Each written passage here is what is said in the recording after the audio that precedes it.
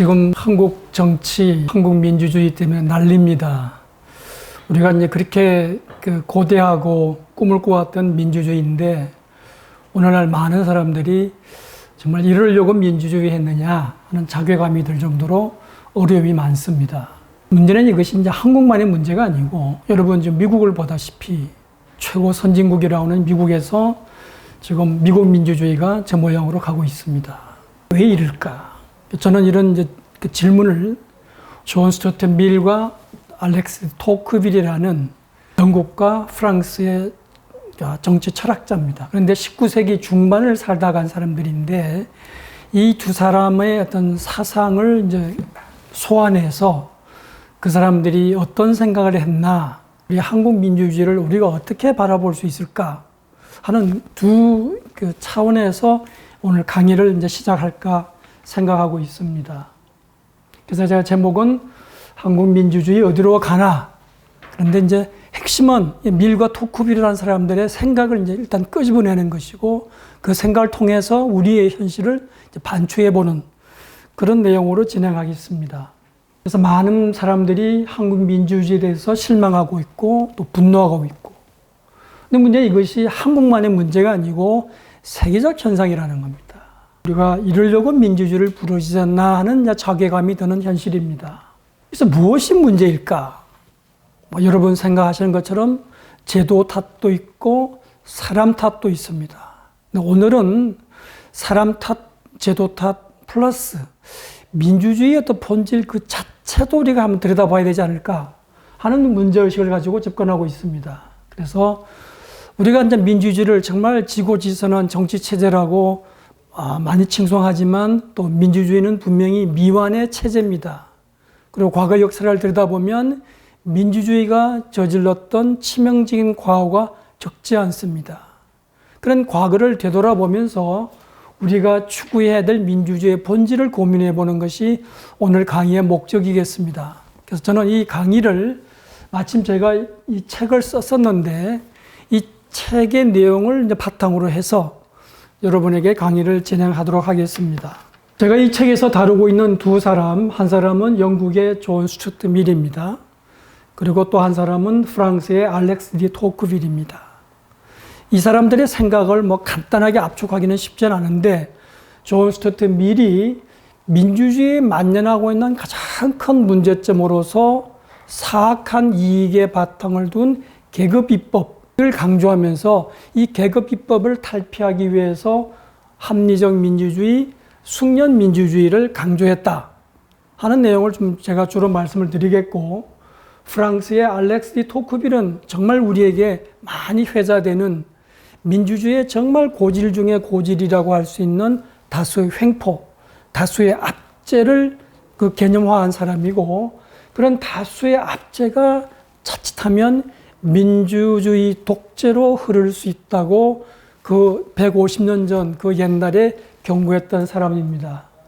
토크빌은 이런 민주주의의 근본적인 한계를 염두에 두면서 그럼에도 불구하고 민주주의의 가능성을 보았고, 그런 가능성으로서 민주주의를 살리기 위해서 새로운 정치학을 모색했던 사람입니다.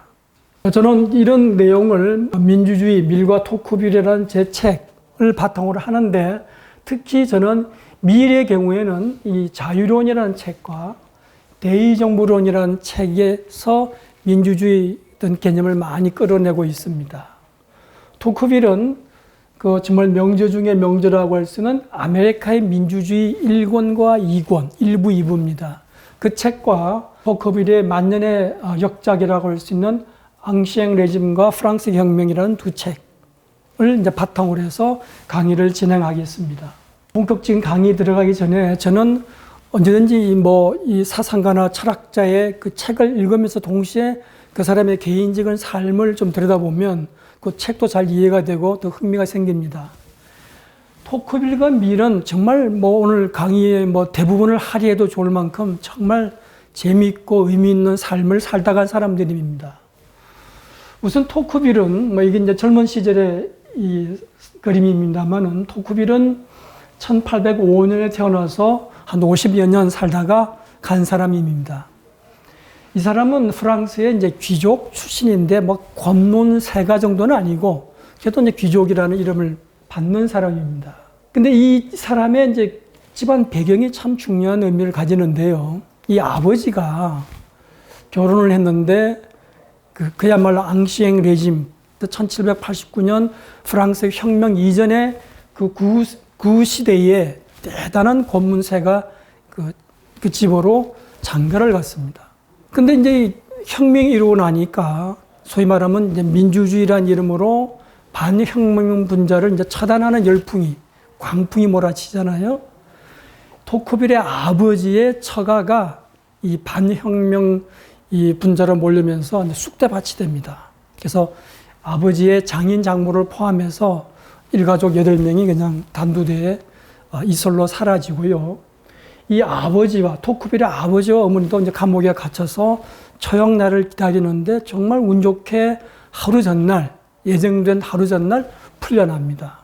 그때 이 토크빌의 아버지 나이가 21살이었는데 그 심리적 그 타격이 얼마나 컸던지 21살 젊은이 머리가 하얗게 새었다고 그래요. 그리고 어머니는 이때 충격으로 정신적인 질환을 앓으면서 평생을 조울증으로, 그래서 이 토크빌도 그 어머니의 영향을 굉장히 많이 받아서 심리적으로 좀 널뛰기를 하는데, 역시 부모님들이 그 젊은 나이에 겪었던 그 상처가 토크빌의 생애에 어떤 영향을 주었을까? 다시 말하면 프랑스 대혁명이 일어나서 뭐 민주주의 이름으로 차단을 받은 집안의 후예라 그러면 당연히 토크빌은 일정한 방향으로 민주주의를 바라보지 않았을까? 근데 이제 그러고 보니 이 내용을 들여다보면 또 반전이 일어납니다. 그래서 이 1835년에 나이 30도 되기 전에 이 책을 썼습니다. 근데 이 책을 쓰기 위해서 토크빌이 미국 현지를 방문을 했어요. 그러니까 1830년대 초반에 한 40여일 배를 타고 대서양을 건너가서 미국 뉴욕 지역에 내려서 그 당시 미국 영토라고 할 수 있는 동부와 남부 일대 지역을 9개월 이상 그야말로 온 사방을 헤매고 다니면서 현지 관찰을 하고 자료를 모으고 사람을 만났습니다. 그리고 돌아와서 한 1, 2년 집중적으로 책을 쓴 것이 아메리카의 민주주의 1권이었습니다. 이 사람이 이 책을 쓰게 된 동기 혹은 미국을 건너가게 된 동기가 그 당시 프랑스에서 이제 민주주의가 막 싹을 틀려고 그러는데 벌써 문제점이 보이는 거예요.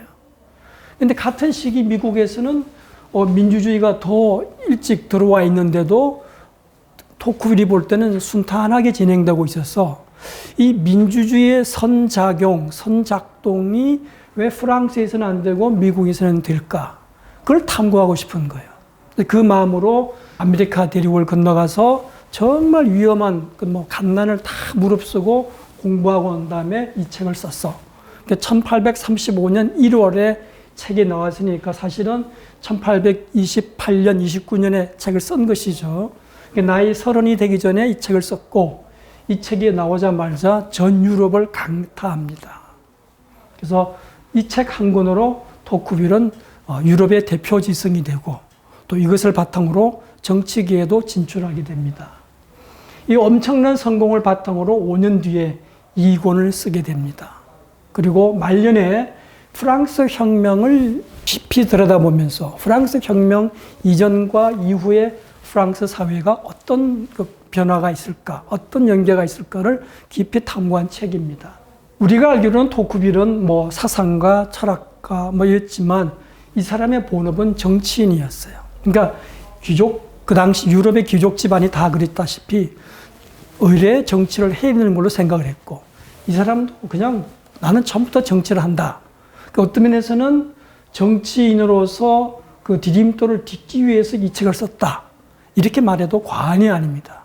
그래서 이 책을 쓰자마자 곧바로 하원 의원에 출마했다가 1839년에 처음 당선되고 그 이후로 계속 선거에서 한 번도 지지를 않고 마지막에는 프랑스 외교장관까지 역임을 하게 됩니다. 그 다음에 존 스튜어트 밀은 토크빌보다 한 살 아래입니다. 더 젊죠. 살기는 좀 더 오래 살았고, 우리가 이제 밀 그러면 자유주의의 대표 사상가, 또 양심이라는 말도 씁니다. 밀을 이야기할 때 우리가 빼놓을 수 없는 게 아버지 제임스 밀입니다. 벤남과 더불어서 공리주의 철학뿐만 아니라 공리주의의 바탕으로 해서 당시 영국 사회를 개혁하기 위해서 앞장섰던 사람이 제임스 밀입니다. 이 제임스 밀이 아들 존 스튜어트 밀을 전적으로 교육했습니다. 그래서 존 스튜어트 밀은 정규 학교를 전혀 가지를 않았어요. 아버지 서재 앞에서 책상 앞에서 한 12여 년을 개인 교수를 하면서 오늘날 우리가 알고 있는 존 스튜어트 밀로 성장을 했습니다. 밀은 다양한 종류, 철학에서 경제학, 정치학, 많은 분야의 책을 썼는데 우리가 오늘 주로 볼 것은 자유론과 대의정부론이라는 책입니다. 밀도 역시 토크빌과 마찬가지로 정치에 발을 디뎠어요. 근데 토크빌과 달리 밀은 아버지의 어떤 영향을 받아서 10대 나이 때부터 사회개혁적인 발언을 하고 또 그런 운동을 조직했던 사람입니다. 그래서 참여형 지식인이라고 할 수 있습니다. 그리고 말년에 그 런던 국회의사당 있는 지역이 웨스트민스터인데 그 웨스트민스터 지역구의 하원 의원으로 한번 당선됐던 경험이 있습니다. 그리고 이 사람은 하원 의원뿐만 아니라 평생을 통해서 노동자와 여성의 어떤 권리, 참정권을 얻기 위해서 정말 분투를 했고 특히 여성의 권리를 위해서 많은 그 역할을 한 사람입니다. 그 아내는 이제 해리엇 테일러인데 우리가 서양식으로 본다면 해리엇 밀이 될 텐데 해리엇 테일러일까? 밀이 젊어서 테일러를 만났을 때 이미 유부녀였고 아이가 둘 있는 사람이었어요. 이런 사람과 19년 동안 그야말로 밀 본인의 말로는 정신적인 사랑을 했고 그 테일러의 부인이 죽고 난 다음에 남편이 죽고 난 다음에 2년 기다렸다가 결혼을 했습니다. 그러나 그 결혼 생활은 길지 못하고 프랑스 남쪽 아비뇽으로 여행하다가 갑자기 부인이 죽는 바람에 거기에 부인을 묻어놓고 나중에 본인도 그 아비뇽에 살면서 거기에 묻혀 있습니다. 제가 현장에 가봤는데 조그만 공동묘지에 두 사람이 같이 묻어 있고 그 길 이름이 밀 스트리트 이렇게 되어 있습니다. 그래서 많은 개인적인 이야기가 많이 있지만 제가 시간 관계 때문에 이 정도만 하겠습니다. 한 가지만 더 말씀드리면 밀과 토크빌은 1살 차이고 또 동시에 같은 분야에 관심을 가지고 공부를 한 사람이기 때문에 토크빌의 이 책이 나오자마자 밀이 토크빌에게 연락을 해서 런던에서 만나고 그 이후로 수십 통의 편지를 교환하면서 민주주의에 대해서 두 나라의 정치 상황에 대해서 허심탄회하게 이야기를 나누었습니다. 그러나 나중에 둘이 생각이 좀 어긋나면서 끄트머리는 조금 좀 우울하게 우정의 끝을 맺고 있습니다. 이런 내용은 제가 개인적으로 저널에 글도 썼고 이 책에도 들어 있습니다. 이제 본론에 들어가 있습니다. 토크빌의 이제 정치 사상을 말씀드리는데 토크빌이 민주주의를 어떻게 바라보았나 하는 것이 이제 문제의 핵심입니다. 제가 제목을 토크빌을 그 사상을 압축하면서 민주 독재라는 개념을 썼습니다. 그래서 이거 좀 이따가 부연하겠습니다만은 민주주의가 민주 독재로 흘러갈 수 있는 가능성을 경고하면서 어떻게 하면 막을 것인가 하는 것이 토크빌의 기본적인 문제의식이었습니다. 근데 먼저 토크빌의 가정사적인 배경, 비극적인 배경을 말씀드렸습니다. 그러면 당연히 민주주의에 대해서 부정적인 생각을 가질 텐데 토크빌은 분명히 나는 민주주의의 친구다. 친구니까 비판할 수 있다. 이런 입장을 취했습니다. 이게 중요합니다. 민주주의를 어떻게 이제 규정할 것이냐, 다양하게 우리가 상식적으로 생각할 수 있는데 토크빌은 독특하게 조건이 평등한 사회 상태다. 이런 개념을 썼습니다. 조건.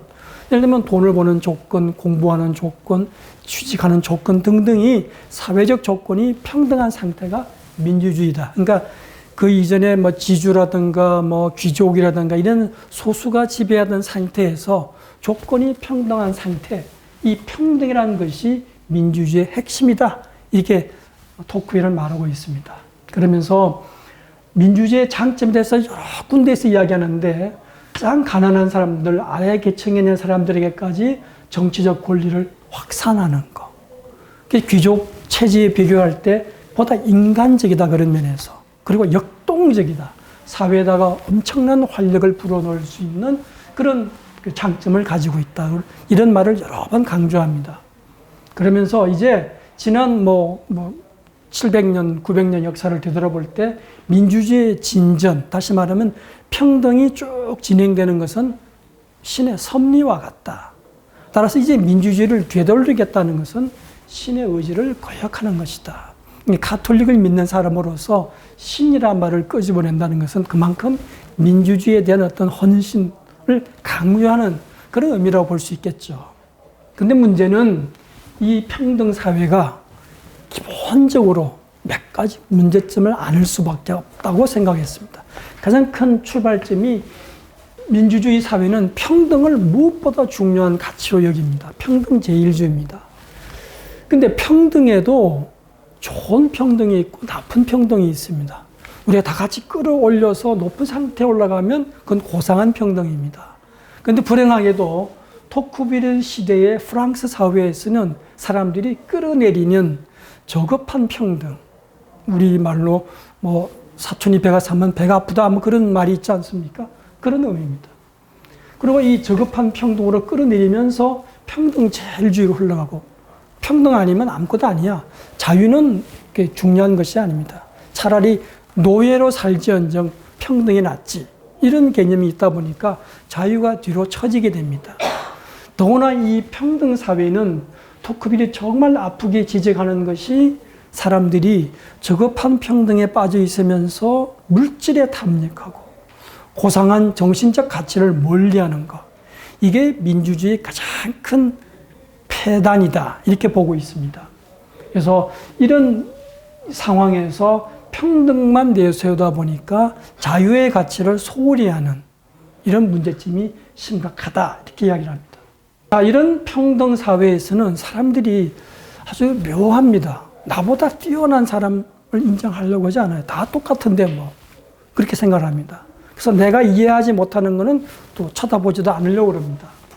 그래서 이 평등 사회의 자연적인 그 현상으로서 사람들이 자기만의 성에 몰두합니다.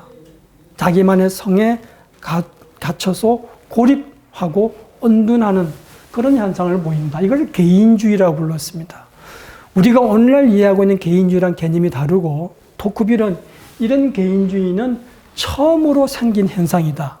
그러니까 다시 말하면 평등한 사회가 되니까 이런 개인주의가 처음으로 생겼고, 이것은 평등제일주의 또 물질주의의 결과로 생긴 것이다. 그래서 이런 개인주의는 우리가 알고 있는 이기주의와는 개념이 다르죠. 이 개인주의를 이 토크빌은 무엇보다도 싫어합니다. 이 토크빌이 생각하는 삶의 의미, 보람, 또 가치라는 것은 무엇보다도 공익을 위해서 헌신하는 것, 또 애국을 위해서 노력하는 것입니다. 정치라는 것은 그런 것을 지향해야 되는데, 이 이기주의가 만연한 사회에서는 공공선에 대해서 관심이 없고 자기만의 성에 갇혀 있어 지내게 됩니다. 자, 이런 개인주의 상황으로서는 이 민주주의가 안고 있는 여러 폐단이 폭발적으로 이제 확대가 됩니다. 그것이 바로 다수의 압제라는 개념입니다.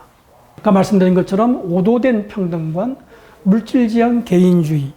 그러니까 다 평등하니까 나보다 뛰어난 사람 쳐다도 안 봅니다. 그러니까 위대한 사람, 뛰어난 사람을 인정하지 않으니까 나를 못 믿듯이 남도 못 믿는 상황입니다. 그런데 중요한 것은 나도 못 믿고 남도 못 믿는 상황에는 한데 불안하단 말이에요. 뭔가 어려움을 헤쳐나갈 때 혼자서는 자신이 없거든요. 이때 다수의 뒤에 숨는다는 것이죠. 토크빌은 이 사람이 여럿이 모여 있으면 개인보다는 지혜가 더 많지 않겠는가? 그리고 평등한 사회에서 누구한테 이득을 줄 것이냐? 소수보다는 다수에게 이득을 줘야 될 것 아니냐? 다수가 지적으로나 윤리적으로나 정당성을 가지고 있다. 이렇게 생각을 합니다. 이 다수에 대해 맹목적으로 빠져드는 것이죠. 그러면서 이 다수에 거역하는 소수라는 것은 말씀드린 것처럼 정당성이 없으니까 이 소수라든가 개인에 대해서 핍박하는 것이 정당화됩니다. 그런데 이 평등사회에서 다수가 소수를 핍박하는 것이 얼마나 철저한지, 예전에는 힘낸 사람들이 신체에다가 위협을 가했잖아요. 이제는 신체는 내버려 두는데 영혼에 집중을 하기 때문에 사람들이 더 꼼짝달싹할 수 없다는 거예요. 정말 무서운 것이 영혼에 핍박을 가하는 다수의 압제다라는 겁니다. 이 다수의 압제, 다수의 횡포라는 개념이 아마 아메리카의 민주주의라는 토크빌 체계 가장 핵심 개념이 아닐까. 그리고 이것에서부터 민주주의의 이제 문제점이 이제 본격적으로 파생한다고 보는 것이죠. 다수의 압제가 이제 민주 독재로 이제 진행이 된다고 보는 겁니다. 평등 사회에서 개인이 자기만의 성에 갇혀서 다른 사람과 관계를 멀리하고 고독한 성에 안주한다고 그랬는데 이 개인이 고독할수록 국가에 권력이 집중된다고 보는 것이죠.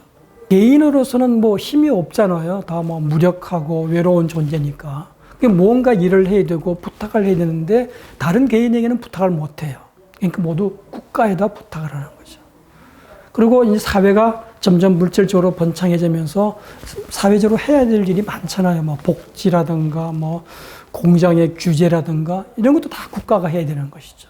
그래서 국가의 권력이 점점점 집중이 되고 개인은 반대로 점점 쪼그라드니까 국가 앞에서 개인은 정말 무력한 존재가 되는 겁니다. 그래서 이 국가라는 이 괴물은 개인을 자기가 원하는 모습으로 얼마든지 변화시킬 수 있다. 무소불능의 존재가 국가라는 존재 혹은 정치적 독재자가 된다는 것이죠. 여기에다가 토크빌은 민주적 전제라는 개념을 붙였습니다.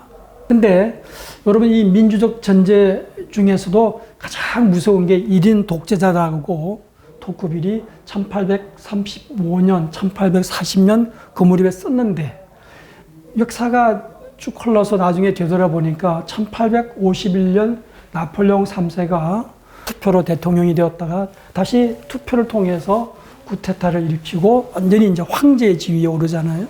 이 상황을 미리 내다본 거나 마찬가지죠. 그래서 이미 민주주의가 자유를 파괴할 수 있는 위험이 있다. 이걸 경고한 겁니다. 이 토크빌과 이제 밀 같은 사람은 거듭 말씀드리지만 지금부터 한 150년 전 19세기 중반 사람입니다. 그때는 프랑스든 영국이든 민주주의가 첫 발을 디디는 상황이었어요. 민주주의라는 것은 기본적으로 선거를 통해서 대표자를 뽑는 그런 체제인데 프랑스나 영국에서는 1830년대, 40년대쯤 되면 여자는 뭐 당연히 예외가 돼 있었고 남자도 투표권을 가진 사람이 성인 중에서 10% 될까 말까 한 상황이었어요. 그러니까 오늘날 우리가 알고 있는 대중민주주의와는 너무 거리가 먼 것이죠. 이때 민주주의의 앞날을 내다본 사람들이 밀과 토크빌입니다. 그래서 우리가 이 사람들의 책을 들여다보는 거예요. 어떻게 그 민주주의가 싹이 막 트는 그 초기 단계에서 앞으로 100년, 200년 후에 오늘 우리가 당면하고 있는 민주주의 문제점을 내다볼 수 있었을까? 이게 대단한 것이죠. 그래서 이 다수의 압제와 민주적 전제라는 것이 토크빌이 생각하는 민주주의 문제점을 압축하는 말입니다. 저는 이 다수의 압제와 민주적 전제라는 말을 합쳐서 이해하기 쉽게 민주독재라는 말을 쓰고 있습니다.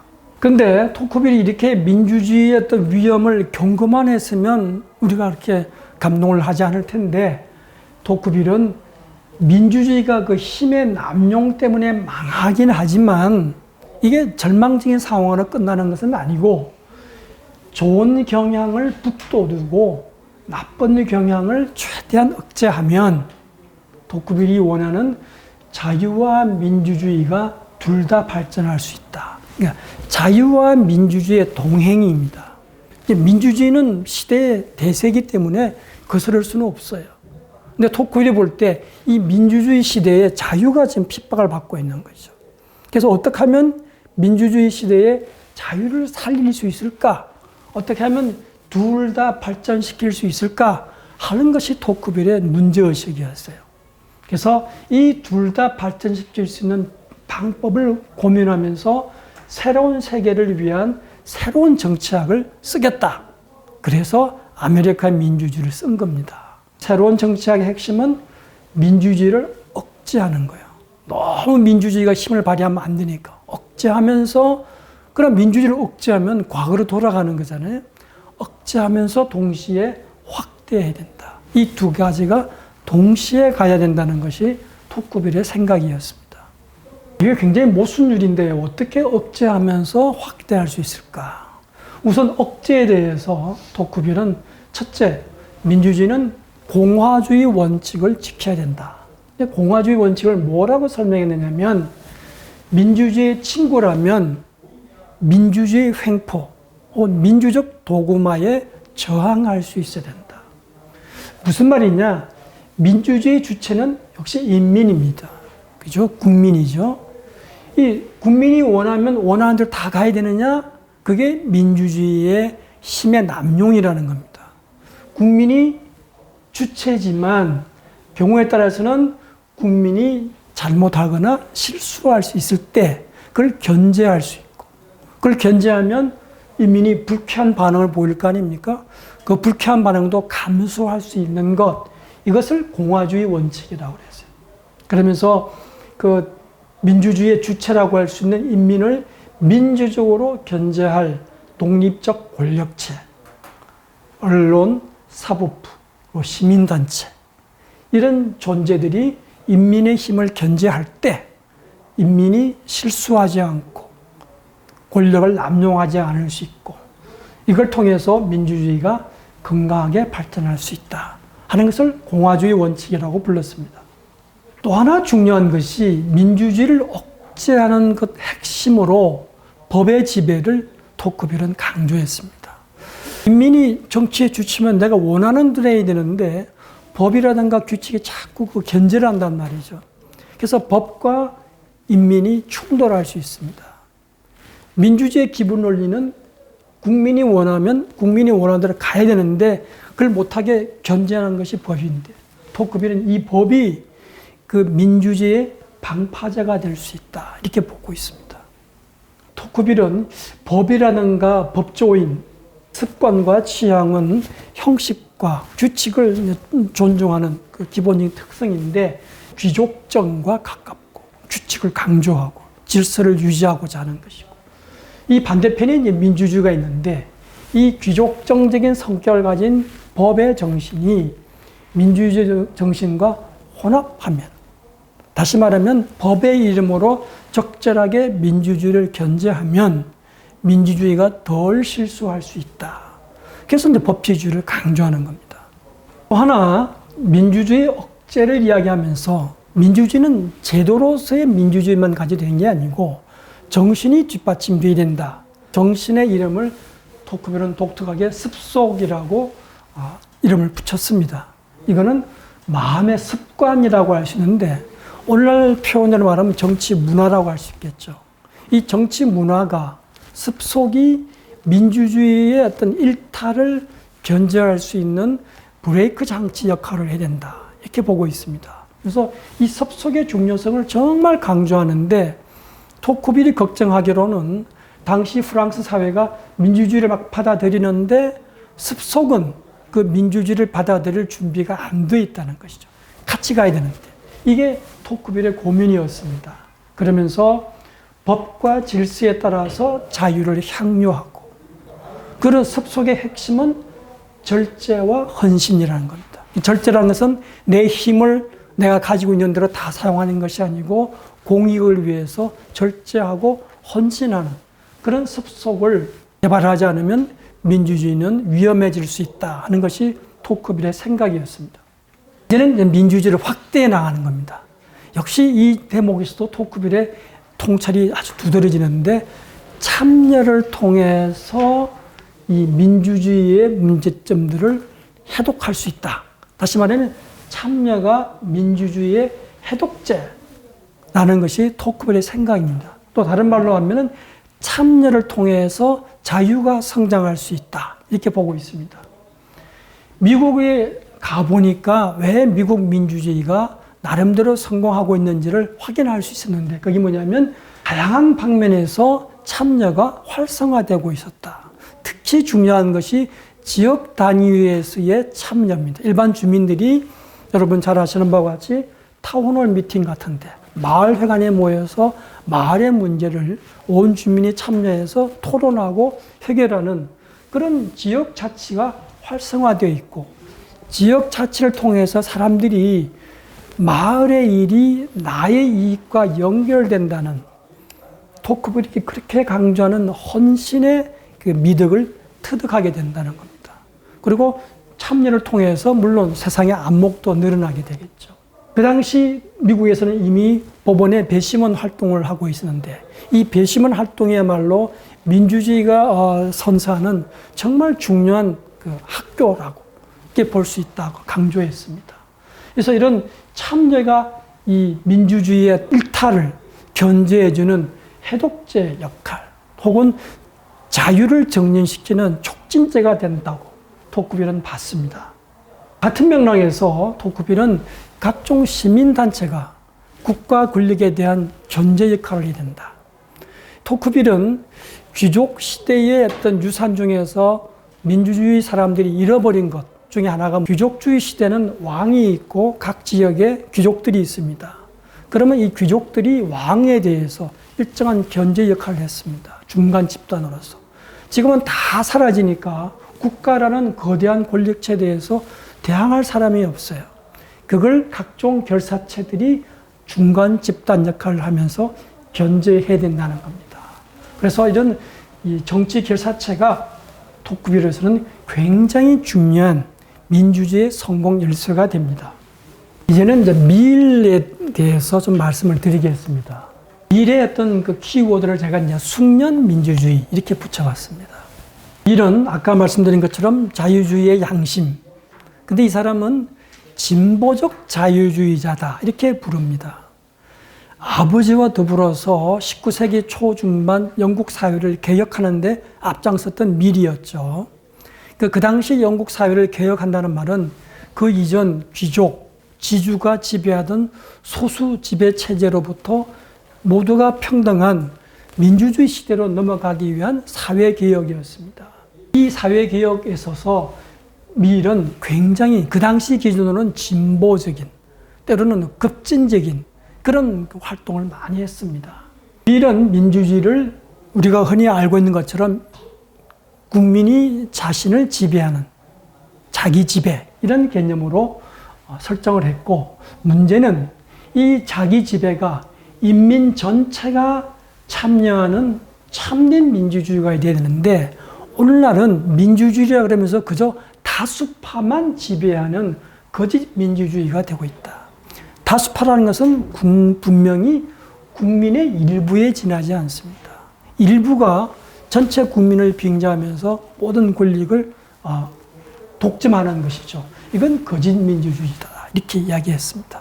그래서 진보적 자유주의가 되기 위해서는 글자 그대로 모든 사람이 참여하는 민주주의를 지향했던 것입니다. 미일은 그 여러 가지 이제 민주주의 부작용을 이제 이야기합니다만은, 그러나 그런 부작용이라는 것은 그 이전 시대의 위선이라든가 타락이라든가 부패에 비하면 이건 아무것도 아니다. 이 정도는 우리가 느끼니 감당해야 될 정도라고 강조하면서 토크빌과 마찬가지로 민주주의는 대세다라는 것 주장을 똑같이 펴게 됩니다. 근데 미일이 살았던 시대도 초기 민주주의입니다. 오늘 우리처럼 대중민주주의, 모든 사람이 보통 선거권을 행사하는 그런 시대가 아닙니다. 초기 민주주의 단계에서 150년, 200년 후에 다가올 대중민주주의 위험을 내다봤어요. 그 점에서 이제 대단한 해안이라는 것이죠. 미일도 토크빌과 마찬가지로 대중민주주의 혹은 일반 보통 사람들의 정신적인 상태에 대해서 비관적이었어요. 근데 중요한 것은 미일은 나름대로 역사의 발전을 믿었습니다.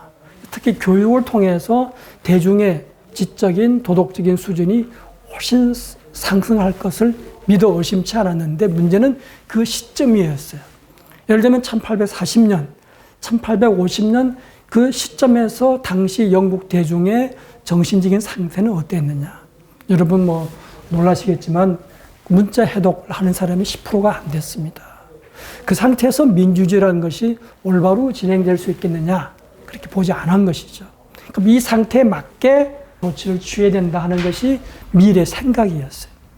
근데 밀은 이 민주주의 시대에 권력을 잡아온 사람들이 사악한 이익에 빠져 있다. 사악한 이익이라는 것은 공익 혹은 일반 이익과 배치되면서 자기의 사적인 이익을 추구하는 것. 이걸 사악한 이익이라고 합니다. 정치하는 사람, 권력을 잡은 사람들은 어디에나 다 사악한 이익에 빠져서 자기 당파, 자기 계급에 유리한 계급 입법, 법을 만드는데 자기 당파에 유리한 법을 만드는 것을 계급 입법. 이게 민주주의의 가장 큰 문제점이다. 이렇게 말했습니다. 이 대목에서는 정말 아주 가슴을 제가 치게 되는데 정말 어떻게 이런 정확한 표현을 할 수 있었을까? 다수파의 힘이 너무 강해져서 견제를 받지 않는 그런 소위 말하면 일당 독재가 되었다 치자. 이 사람들은 이성도 필요가 없어. 내가 하는 게 곧 이성이니까. 내가 하는 게 공익이니까. 이 단계에 이르게 되면 자기 사악한 이익을 추구하면서 전혀 부끄러움을 느끼지 않는다. 이렇게 스스로 이제 자기 도취에 빠지는 거죠. 나는 공익을 추구한다고. 이런 계급 비법을 타파하지 않으면 민주주의는 통제되지 않은 무제한 민주주의에 빠질 수 있다. 이걸 어떻게 할 것이냐 하는 것이 밀의 고민이었어요. 밀도 참여의 미학을 강조한 사람입니다. 참여를 통해서 이런 민주주의의 병폐를 극복할 수 있다. 근데 이 참여를 통해서 왜 민주주의의 폐해를 극복할 수 있다고 보았느냐? 사람이 바뀐다고 본 거예요. 참여를 늘려야 하면 사람의 지적인, 도덕적인 능력이 확대된다. 이렇게 봤습니다. 예를 들면 문자 해독률이 10%밖에 안 되는 상황에서 국가의 어떤 문제를 논의하고 토의하는 과정이 여러 가지 어려움에 직면할 수밖에 없지 않습니까? 근데 참여를 자꾸 하다 보면 사람들이 안목도 늘고 국가에 대한 생각도 달라지고 이런 지적인 도덕적인 성장이 민주주의를 발전시킨다는 겁니다. 나의 어떤 이익을 보호하기 위해서 참여하는 차원이 아니고 이런 교육적인 차원의 참여의 중요성을 정말 강조했습니다. 참여가 사람을 바꾼다. 부크빌은 참여가 민주주의 해독제라고 그랬지 않습니까? 같은 생각이에요. 그래서 다양한 사회 형편이 허락하는 한에서 다양한 그 경로의 참여 확대를 이제 주장했는데 그 중에 하나가 선거권의 확대입니다. 투표권을 늘려나가는 것이죠. 특히 여성의 참정권, 성인 남자가 한 10% 정도 투표권을 가진 상황에서 여자도 동등한 참정권을 가져야 된다라는 주장을 하니까 많은 사람들이 밀을 비웃었어요. 근데 밀은 그 점에서 전혀 개의치 않고 초지일관 10대 때부터 나중에 국회의원이 되고 나서도 똑같이 이 주장을 폈어요. 근데 여러분 영국 같은 나라에서도 여성이 완전히 투표권을 가진 게 언제인지 아시겠어요? 1928년이에요. 깜짝 놀랄 일이죠. 1928년에 마침내 여성도 똑같은 참정권을 가진 여의도 같은 조그만 섬이 있는데 거기 가면 밀의 동상이 있습니다. 여성의 참정권이 통과되는 그날 영국의 여성 운동가 대표자들이 여러 명이 와서 꽃다발 헌화하는 그런 장면이 있었거든요. 그만큼 밀은 시대를 앞서간 사람. 그리고 노동자의 권리 굉장히 강조했던 사람. 지역 자치, 토크가 똑같이 강조했어요. 근데 밀이 정말 또 독특하다는 것은 우리 보통 사람들이 하루 일상생활을 가장 많이 보내는 데가 어디냐? 직장이라는 것이죠. 직장에서 민주주의가 되지 않으면 일반 그 일상생활에서 민주주의라는 것은 의미 없다. 그래서 직장에서의 참여, 오늘 말하면 산업민주주의를 가장 먼저 제창했던 사람이 밀입니다. 이렇게 다양한 차원에서 선거권이 늘려져야 된다고 주장했던 사람이 밀입니다. 참여의 미학을 강조했던 사람. 또 하나는 밀이 정말 힘주어서 역설했던 것이 뭐냐면 여러분 직접 민주주의에 대해서 현혹되지 마세요 주장했어요. 자기는 직접 민주주의에 대해서 미련이 없다. 직접 민주주의는 여러 가지 면에서 위험하고 폐단이 많다는 거예요. 특히 이성적인 토론이 안 되고 그리고 선동의 위험성이 있다.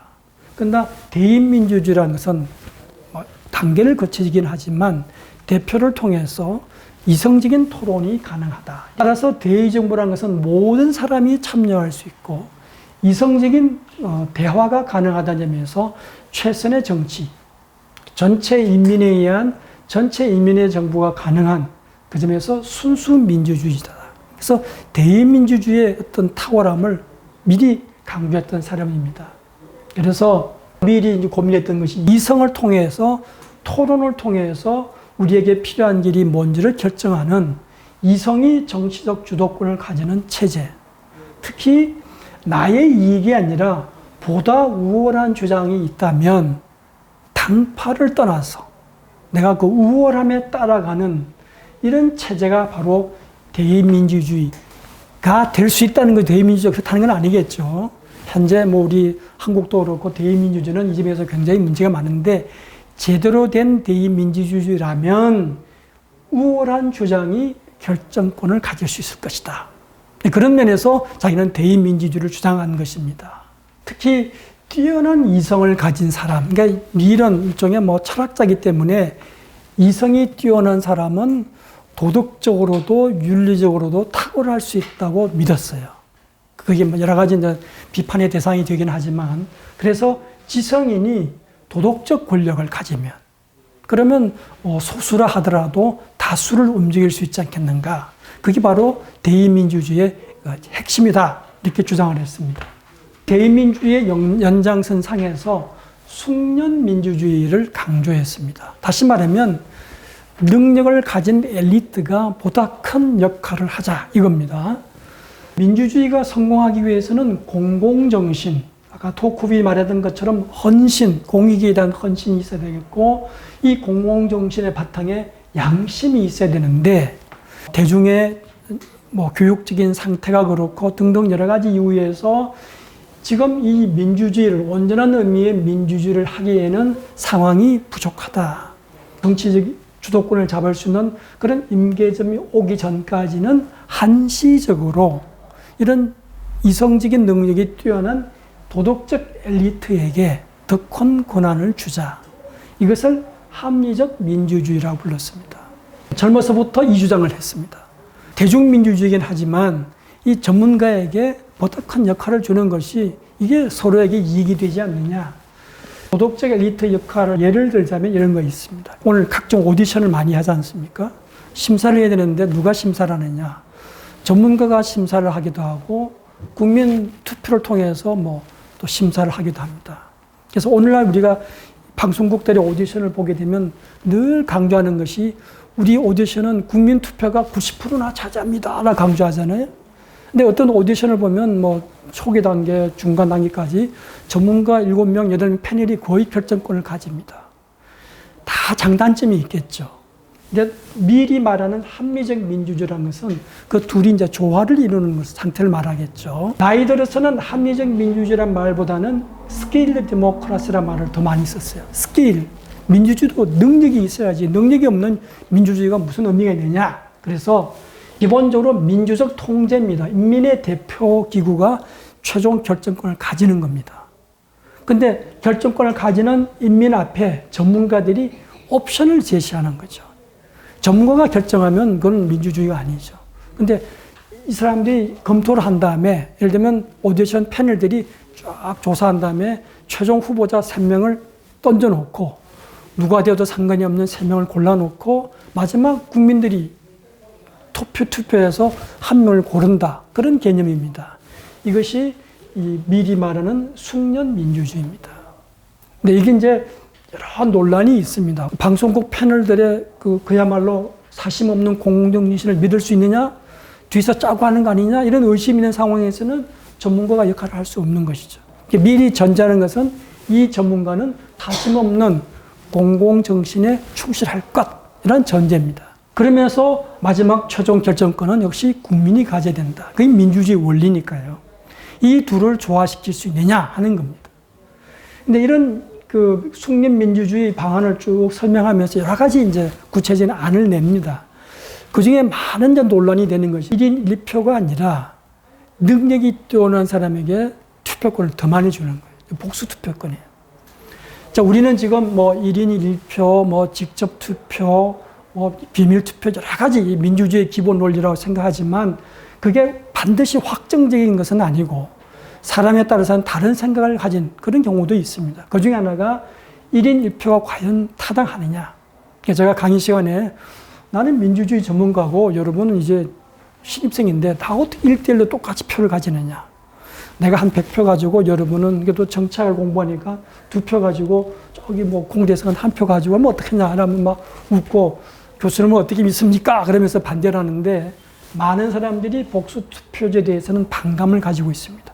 당연하죠. 우리가 이 전문가들의 어떤 공공정신을 믿을 수 없는 상황에서 어떻게 이걸 할 수 있겠어요? 그런 문제는 미래 문제의식은 민주주의가 지향하는 궁극적인 목표를 생각한다면 1인 1표제가 반드시 정당한 것은 아니라는 문제의식을 제기하는 것이고 언젠가는 모두가 동등한 상황에서 결정권을 가져야 되지만 지금 이 시점에서는 미리 볼 때 1인 1표가 능사는 아니다라고 비판적인 문제의식을 제기하는 겁니다. 두 사람의 정치 이론을 간략하게 소개해드렸습니다. 두 사람은 많은 부분에서 공감을 했어요. 그러나 또 구체적인 어떤 부분에 들어가면 서로 생각이 달랐습니다. 토크빌은 새로운 정착을 추구했고 밀은 같은 개념으로 잘 조절된 민주주의, 그냥 민주주의가 아니라 잘 조절되어야겠다. 두 사람이 공통적으로 기대했던 것이 참여의 효과입니다. 그래서 아직도 이 참여 민주주의자가 이 민주주의 이론가 중에서는 대세가 되는데 하나의 의문은 밀과 토크빌이 기대했던 것처럼 정말 참여가 사람을 변화시킬 수 있을 것인가? 이겁니다. 근데 밀도 산업민주주의에 대해서 굉장히 기대를 많이 했는데 실제로 그 운동을 자기가 주도하기도 하고 후원하기도 하고 근데 기대했던 만큼 그 결과가 나오지는 않았어요. 그게 이 참여의 한계일까?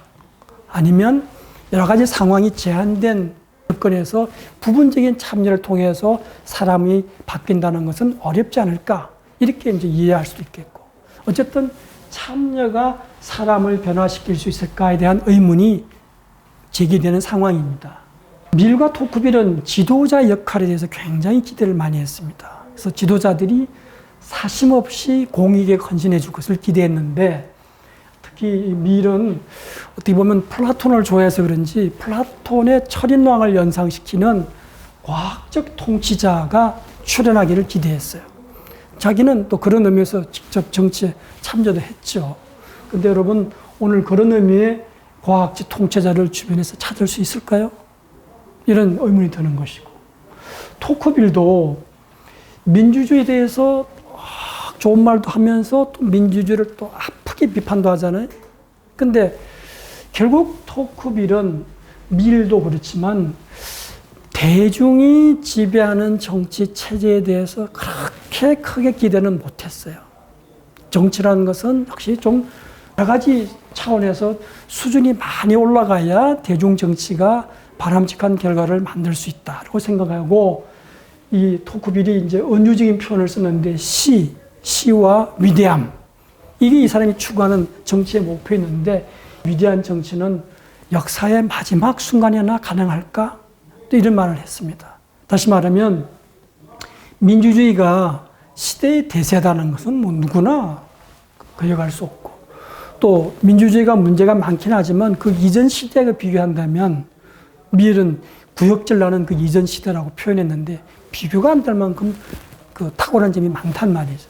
그러나 이 시점에서 민주주의가 완벽한 정치 체제는 아니다 하는 것이 두 사람의 공통된 생각이었고 그래서 좀 한시적이지만 이 민주주의를 보완할 수 있는 여러 가지 장치를 고민해 봐야 되지 않느냐 하는 것이 밀과 토크빌의 공통된 생각이었습니다.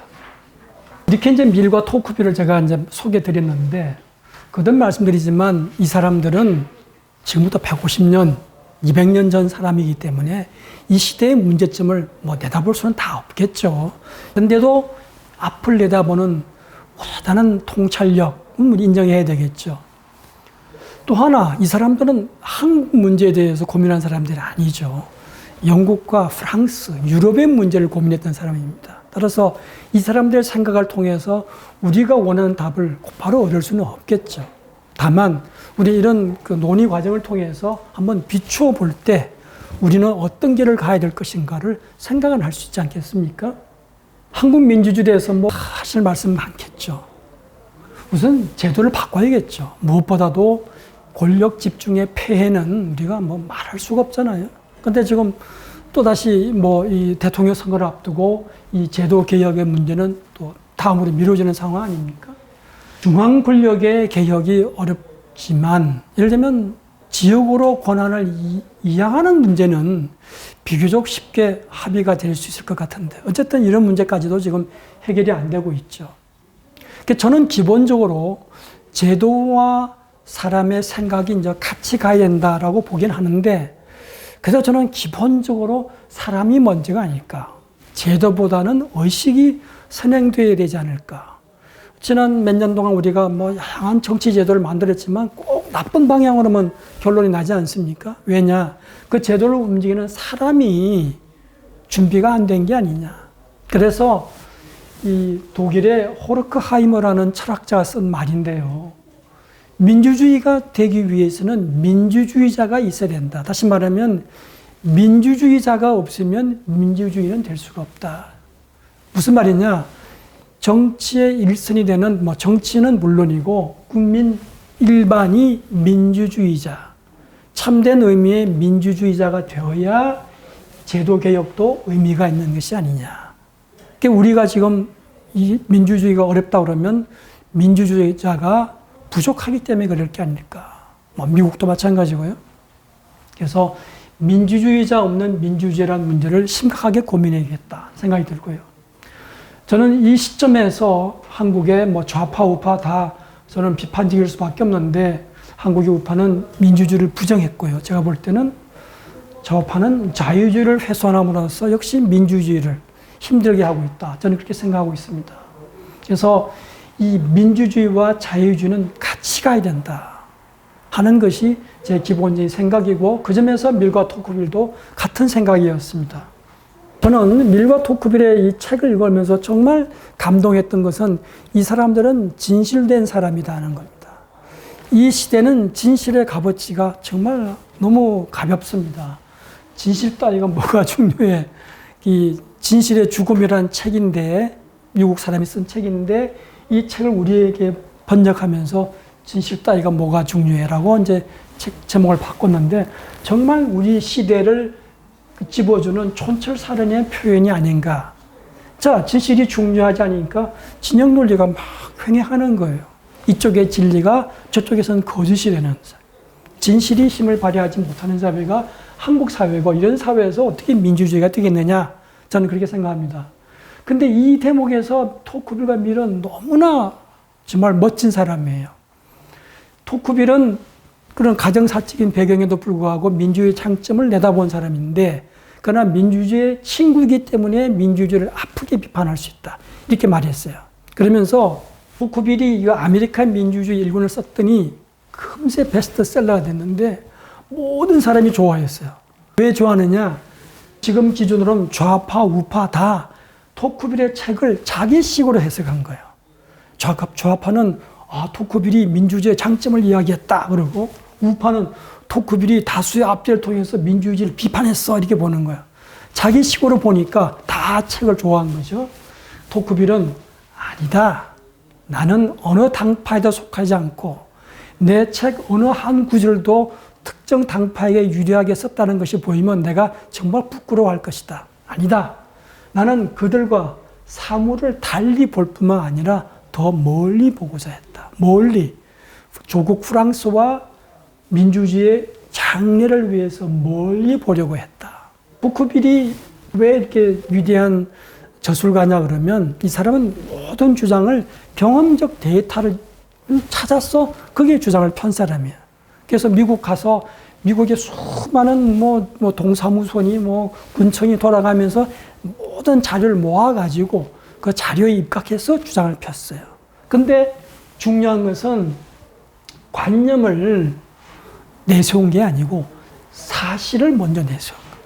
사실이 있으니까 그래서 이런 관념이 나온 거예요. 많은 사람들이 사실을 관념에 꿰맞추죠. 관념을 먼저 내세우고 내 이데올로기를 내세우고 이데올로기를 포장하기 위해서 적당한 사실을 끄집어낸단 말이에요. 이게 아니라는 거죠. 그건 진영 논리고 토크빌은 사실을 관념에 꿰맞추는 일은 단호하게 거부했다. 그래서 정말 훌륭한 사람입니다. 토크빌이 이런 경험주의적 관점 때문에 밀이 좋아했어요. 밀은 뭐 여러분 아시다시피 경험주의자니까. 관념이 아니라 경험이 우선인데 토크빌이 그렇게 했단 말이죠. 그래서 토크빌의 책을 보고 단번에 반하고 토크빌을 높이 평가했던 사람이죠. 근데 이 점에서는 밀도 마찬가지예요. 여러분의 밀의 자유론이라는 책을 보게 되면 저는 핵심 개념이 다면성이라는 것 같아요. 많은 사람이 일면성, 한쪽 측면만 바라봅니다. 우리 진영, 우리 당파, 우리 편 주장만 바라봅니다. 밀은 이 민주주의 시대에 사람들이 일면성에 빠질 위험을 강조하면서 다면성. 그래서 정치라는 것도 진보와 보수, 양쪽이 지금 동시에 있어야 된다. 그리고 상대방이 있기 때문에 나의 정신의 건강함을 유지할 수 있다. 라고 19세기 사람 밀이 주장을 했어요. 그러면서 다면성을 강조했거든요. 그러면서 밀은 진리라는 것은 어느 한쪽이 독점할 수가 없다.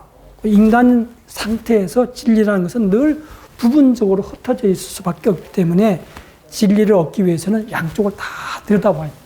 진리를 캐내기 위해서는 부분 진리를 찾아내는 그 노력을 게을리해서는 안 된다. 이 점에서 토크빌과 밀은 지금 진영 논리가 휩쓸고 있는 한국 사회를 아프게 비판하고 있는 진실의 복권, 이것이 우리 사회의 좌표가 되어야겠다. 저는 밀과 토크빌을 보면서 이 점을 무엇보다 크게 느끼고 있습니다. 두 번째, 민주주의자가 없으면 올바른 민주주의가 안 된다. 이렇게 보고 있습니다. 이 시점에서 우리가 지금 민주주의를 막 열광을 하지만 왜 민주화 이후에 한국 정치가 오히려 더 저열이라는 말로도 감당이 안 될 정도로 이 모양이 되었느냐. 저는 우리가 민주주의를 추구하지만 민주주의자가 많지 않기 때문에 그렇다. 어떤 사람이 민주주의자냐? 저는 성찰하는 사람이 우리 사회의 주체가 되겠다. 저는 성찰을 두 가지 개념으로 쓰고 있는데요. 하나는 삶의 의미에 대해서 고민하는 사람들이 되겠다. 그래서 뭐가 중요하고 안 중요하고 뭐가 필요하고 덜 필요한지를 판단할 수 있잖아요. 토크빌이 걱정했던 것처럼 오로지 물질만, 이게 만능이 되면 안 되는데 우리는 우리 삶에 정말 중요한 것이 뭔가를 고민하는 성찰적인 자세를 갖춰야겠고, 이런 성찰하는 사람이라면 당연히 자신의 존재를 소중히 여기는 만큼 타인의 존재도 소중히 여길 수밖에 없죠. 타인이 있음으로써 나의 존재가 더 의미가 있고 더 풍부해지지 않습니까? 이렇게 타인의 존재를 깊이 생각하는 사람이라면 타인의 생각, 타인의 주장에 대해서 존중할 수밖에 없죠. 어디 거기에 진영 논리가 들어가겠습니까?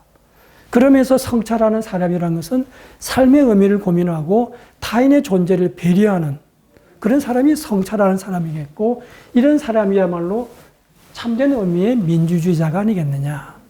우리 사회에 이런 성찰하는 시민이 더 많았으면 좋겠다. 밀은 국민성이라는 개념을 썼고요. 토크빌은 마음의 습관이라는 습속이라는 개념을 썼습니다.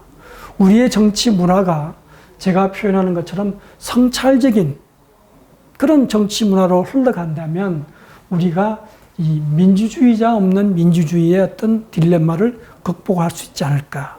그래서 저는 제도도 중요하지만 역시 사람이다. 사람의 생각이 먼저 바뀌어야겠다. 이걸 강조하고 싶습니다. 그 다음에 역시 이 자유와 민주주의는 같이 가야 되는데, 지금 지난 연말부터 지금까지 보게 되면은 언론은 민주주의를 내세우면서 자유주의의 중요성을 너무 간과하는 것 같아요. 이런 여러 가지 측면에서 이런 현상이 보이는데, 한편으로는 내 주장이 옳다고 생각하는 독단이고요.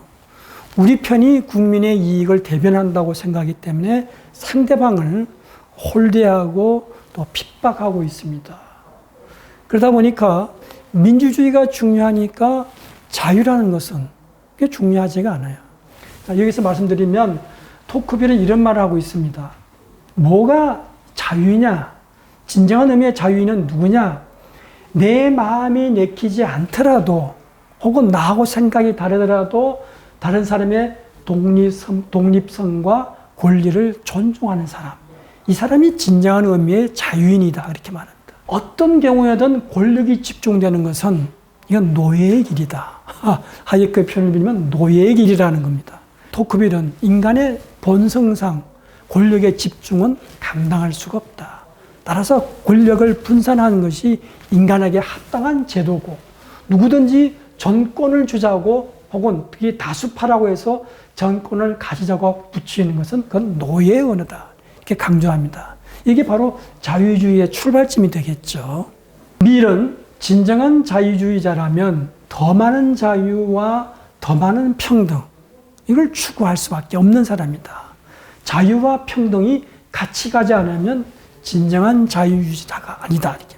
자유주의와 민주주의라는 개념이 나오기 때문에 이 둘은 뭐 사실은 같은 게 아니냐 이렇게 볼 수도 있는데 조금 엄밀한 의미에서 어디에 먼저 강조점을 두느냐를 보게 되면 둘은 좀 차이가 날 수 있습니다. 민주주의는 기본적으로 모든 사람은 평등하다 하는 생각에서 출발합니다. 평등한 사람들이 모여 있으니까 어떤 결정을 할 때 다수파에게 우선권을 줄 수밖에 없잖아요. 이게 다수결이 되는 것이죠. 근데 다수결로 모든 걸 결정하게 되면 소수파는 늘 손해를 보게 되고 핍박을 보게 되고 프랑스 혁명 직후 상황처럼 그때는 이런 일도 있었다 그러는데요. 90살 먹은 어떤 할머니가 끌려갔는데 정신이 온전치가 않아서 내가 지금 여기 왜 끌려왔지를 모르는 상황이었대요. 그 사람도 기요틴에 의해서 처형을 당했거든요. 다수가 결정한다는 것이 경우에 따라서는 소수에게 위험이 될 수가 있습니다. 소수가 위험을 느낄 때 어떻게 소수를 보호할 것이냐? 역시 법의 테두리를 지키는 것이죠. 법치주의를 통해서 소수의 권리와 자유를 지켜야겠다 하는 것이 자유주의의 핵심입니다.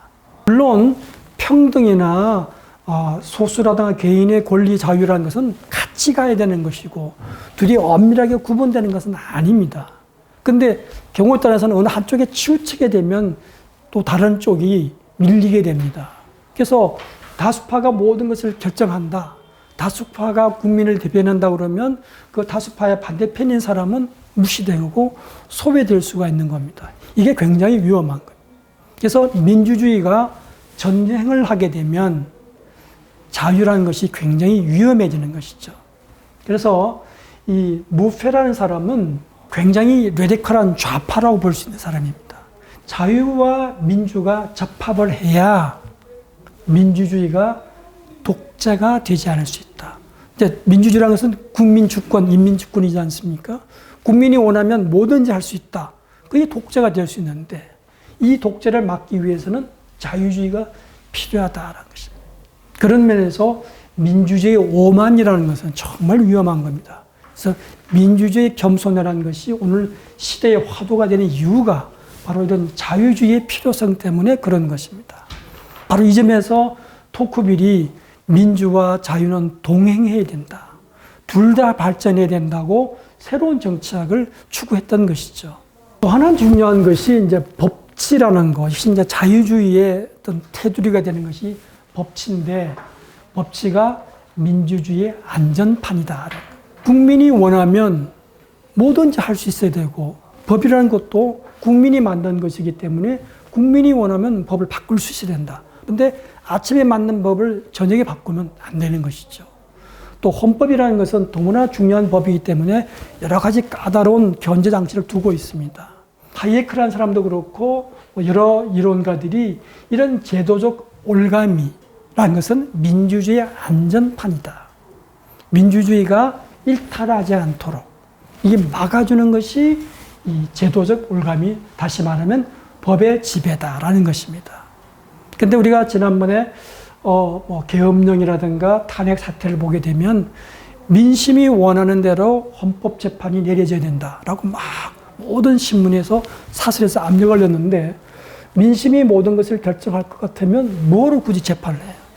여론조사를 해서 다수파가 결정하면 되는 것인데 근데 그걸 막는 것이 제도적 올가미로서 안전판으로서 법의 지배인 것이죠. 근데 민주주의가 막 힘을 얻는 곳에서는 이 법치주의가 경시되는 상황이 많이 있습니다. 법치주의 혹은 자유주의가 허약해지면 민주주의가 포퓰리즘으로 퇴락하게 됩니다. 오늘 우리가 포퓰리즘을 걱정 많이 하는데 포퓰리즘을 나쁜 민주주의라고 부르는 이유가 이런 자유주의가 혹은 자유주의에 기반이 되는 법치주의가 무시당하기 때문에 포퓰리즘이 나쁜 민주주의가 됩니다. 포퓰리즘도 주장하기로는 우리는 진짜 민주주의를 한다고 그러고 우리야말로 진정한 의미의 국민 주권을 추구하는 사람이라고 합니다. 근데 그런 포퓰리즘이 왜 나쁜 민주주의가 되느냐? 이런 법의 지배를 무시하고 자유주의를 소홀히 하기 때문에 그렇다는 겁니다. 걱정은 온 세상에 지금 정치가 트럼프부터 프랑스까지 한국까지 이렇게 정치가 엉망이 되는 이유는 많은 사람들이 정치인에 대해서 실망하기 때문에 그렇습니다. 포퓰리즘은 답이 아닌 것 같은데 왜 프랑스 같은 나라에서 스웨덴 같은 나라에서 포퓰리즘이 저렇게 그냥 힘을 얻지? 기본적인 이유는 일반 국민의 삶이 팍팍한데 정치인이 너무 실망스러운 거예요. 기성 정치인에 대한 실망 때문에 그냥 새로운 주장을 펴는 것 같은 포퓰리스트에게 표를 주는 것이죠. 근데 그게 또 답은 아니잖아요. 금세 또 실망할 텐데. 그래서 토크빌이 기대했던 것 같은 위대한 정치, 또 밀이 추구했던 것 같은 큰 정치, 이걸 위해서는 정치인이 정말 제 역할을 해줘야 되는데 이 제 역할을 할 수 있는 정치인이 보이지가 않잖아요. 우리나라 정치도 예를 들면 20년 전 우리가 민주주의가 지금보다 덜 발달했던 시대라고 그러는데 20년 전 예를 들면 그때는 정치인들이 부끄러운 걸 알았어요. 부끄러운 일을 하게 되면 정계 은퇴도 하고 헌법 대법원 판결 날 때까지 30결로 날 때까지 버티지도 않고 미리 그만뒀었거든요. 그때는 양심과 부끄러움이 살아 있었는데 지금은 그런 게 없잖아요. 이걸 이제 많은 사람들이 정치인 탓을 하는데 저는 그렇게 보지 않습니다. 정치를 누가 만듭니까?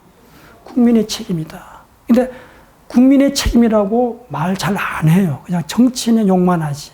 그래서는 안 된다. 정치인 욕하는 것만큼이나 국민에게도 책임을 물어야 된다. 저는 그렇게 생각하고 있습니다.